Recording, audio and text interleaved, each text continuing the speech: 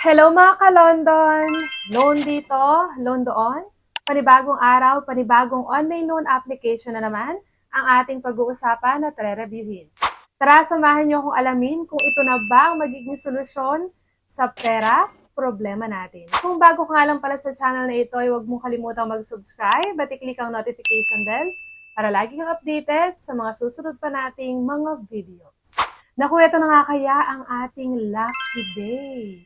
Malalaman natin bakit ko sinasabing ito na kaya ang ating lucky day dahil itong bagong online loan application na pag-uusapan natin ngayong araw ay nagpapaloan daw ng up to 87,000 pesos.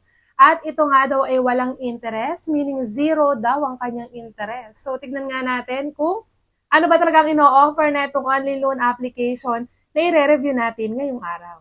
At syempre wag nga tayong umasa sa swerte, mas mabuting alamin natin kung totoo ba ang ipinapakita ng online loan application na ito sa kanyang ads na 87,000 daw ang pwede niyang ipaloan at ito nga daw ay zero ang interest. At syempre, kung matagal ka nang nagtatry sa mga online loan application at hindi ka pa rin ma-approve, ngayon baka ito na ang lucky day mo at ikaw na ang mapili sa ating pa-GCash giveaway. Dahil dito nga sa ating channel ay namimigay tayo ng GCash or cash, instant cash, sa maswerteng mapipili. Ano nga lang bang dapat mong gawin? I-like lang ang ating video at huwag kalimutang mag-comment sa comment section dahil dyan ko pipiliin ang maswerteng mananalo. Nagkakaroon ka na ng idea sa mga online loan application and at the same time, may chance ka pang manalo. Ano pang hinihintay mo? I-like na ang ating video at mag-comment na sa comment section. At balik na nga agad tayo dito sa online loan application na i-review natin ngayong araw. Ito ay walang iba kundi si Lucky Peso Loan App Philippines. Kaya nga sinasabi ko sa inyo kanina pa lang na ito na nga kaya ang lucky day natin at ito na nga kaya ang online loan application na matagal na nating hinahanap at hinihintay na makatutulong sa atin sa oras ng pangailangan. At kagaya nga sinabi ko din, 87,000 daw ang ipapaloan nito sa atin or yung pwede nating maloan dito for first-time user at ito ay mayroong 180 na loan term or 180 days na loan term at meron daw itong 0.05% na interest. Pero check natin mamaya kasi sa pagkakaalam ko, sabi niya sa ads niya, 0 daw ang kanyang interest. Pero syempre, huwag tayo masyado agad-agad umasa na ito nga ay magbibigay sa atin ng sobrang laking credit limit dahil alam naman natin pag first time user tayo, hindi ganun kataas ang binibigay. Mas maniniwala tayo dun sa hindi ganoon kataas ang binibigay na credit limit dahil nga madalas sa mga online loan application, lalo na kung ikaw ay first time user, hindi pa sila bibigay ng ganoon kataas na credit limit. And dito nga kay Lucky Peso, pwede ka mag-loan basta ikaw ay 18 years old and above at meron kang isang valid ID. Pero ito nga pala ay hindi available sa Google Play Store. Ito ay maaari lamang ma-download sa App Store or yung mga iPhone users lamang po ang pwedeng makapag-download dito kay Lucky Peso. So ito nga si Lucky Peso can easily solve your urgent needs and enjoy a new convenient borrowing experience.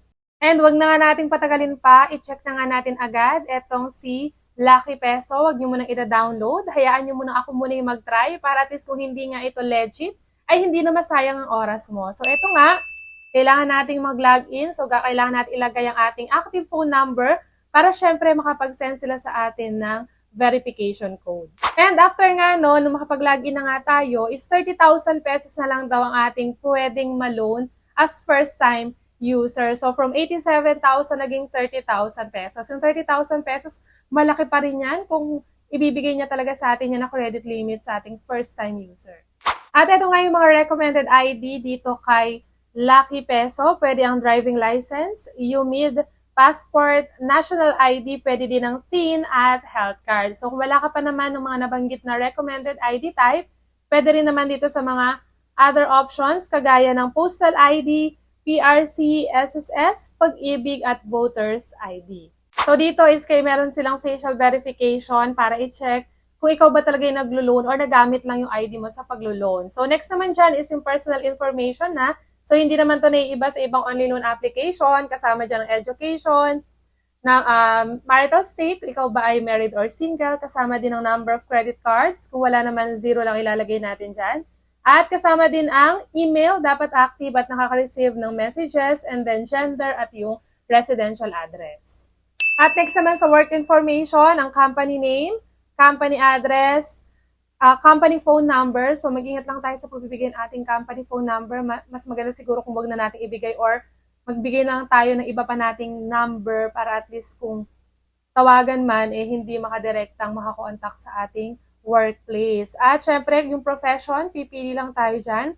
Working experience, kung gaano ka nakatagal sa iyong trabaho, kasama din dyan ang monthly salary at payday kung kailan ka sumasahod. And sa emergency contact naman, kailangan lang natin makapagbigay ng 3. So medyo konti ito compared dun sa iba na 5. So ito, pakakaisipin pa rin talaga natin maiging sino ilalagay natin dahil marami na talagang mga nakapag-try na nag-loan na tinawagan talaga ng mga agent ng OLA, lalong-lalo na pag due date na at hindi ka pa rin nakakabayad. So, mas mainam dyan kung kaibigan na lang or kamag-anak talaga. At least kung tawagan man sila, hindi nakakahiya at hindi na sila may istorbo pa.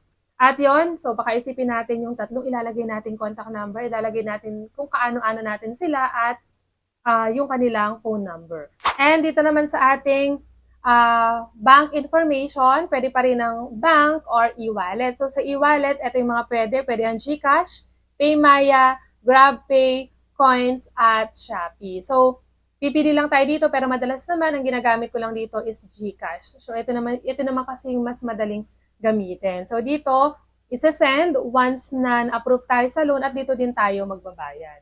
And, as usual, after nating maibigay lahat ng information na kailangan natin for the application or for the application. So, dito na agad tayo sa pinaka-exciting part, yung pinaka-hintay nating part ng ating review, yung ating loan details. So, from 87,000 kanina, naging 30,000 nung nakapag-login tayo. At eto na nga, ang ibinigay sa ating credit limit netong si Lucky Peso ay 2,000 pesos lang. At tingnan naman natin, totoo naman yung sinasabi niya dito kung makikita natin sa loan details, na zero naman talaga yung kanyang interest. Pero, binawi niya ito sa service fee which is 800 pesos. So, napakalaki na kanyang service fee.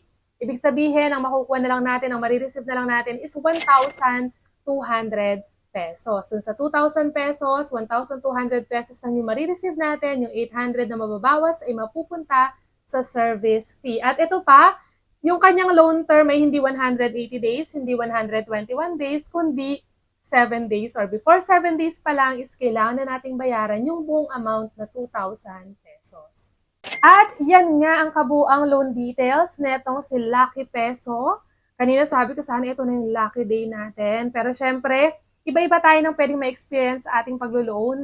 Maaring sa akin na may bad credit record, 2,000 lang ibinigay sa akin. Mali mo sa iyo mas mataas. Pero syempre, ang desisyon ay iiwan ko pa rin sa inyo kung itutuloy nyo pa rin ba ang paglo-loan dito kay Lucky Peso. Dahil ang purpose lang ng ating review ay bigyan kayo ng idea kung magkano ibinibigay ng credit limit, magkano yung mababawas or yung service fee at mga interest dyan.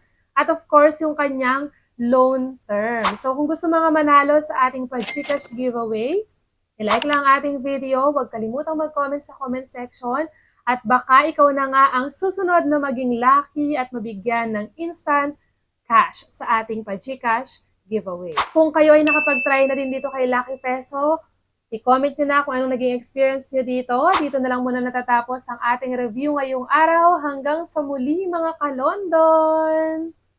Bye-bye!